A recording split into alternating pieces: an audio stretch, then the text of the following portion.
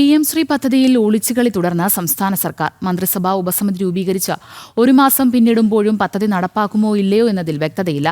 സർക്കാർ തീരുമാനം വൈകുന്നതിൽ ആക്ഷേപവും ഉയരുന്നുണ്ട്. വലതുപക്ഷ സർക്കാർ അധികാരമേറ്റ് 2 മാസം പിന്നിടുമ്പോൾ പൊതുവിദ്യാഭ്യാസ മേഖലയ്ക്കും വിദ്യാർത്ഥികൾക്കും പ്രയോജനപ്രദമാകേണ്ട കേന്ദ്ര സർക്കാർ പദ്ധതിയായ PM ശ്രീ പദ്ധതിയിൽ ഒളിച്ചുകളി തുടരുകയാണ്. മന്ത്രിസഭാ ഉപസമിതി രൂപീകരിച്ച് ഒരു മാസം പിന്നിട്ടിട്ടും പദ്ധതി സംബന്ധിച്ച കാര്യത്തിൽ ഇപ്പോഴും വ്യക്തതയില്ല. സംസ്ഥാനത്ത് PM ശ്രീ പദ്ധതി നടപ്പാക്കുമോ എന്ന ചോദ്യത്തിന് പൊതുവിദ്യാഭ്യാസ വകുപ്പിനും സംസ്ഥാന സർക്കാരിനും ഒരു തീരുമാനത്തിലേക്ക് എത്താൻ സാധിച്ചിട്ടില്ല. അതേസമയം PM ശ്രീ പദ്ധതിയുമായി ബന്ധപ്പെട്ട ചോദ്യങ്ങളിൽ നിന്ന് ന്യായീകരണങ്ങൾ നിരത്തി ഒഴിഞ്ഞുമാറുകയാണ് വിദ്യാഭ്യാസ മന്ത്രി N. ഷംസുദ്ദീൻ. ഞങ്ങൾ ഉപസമിതി ചർച്ച ചെയ്യുന്നു, കാര്യങ്ങൾ അത് പ്രകാരമുള്ള തീരുമാനങ്ങൾ ഉണ്ടാകും.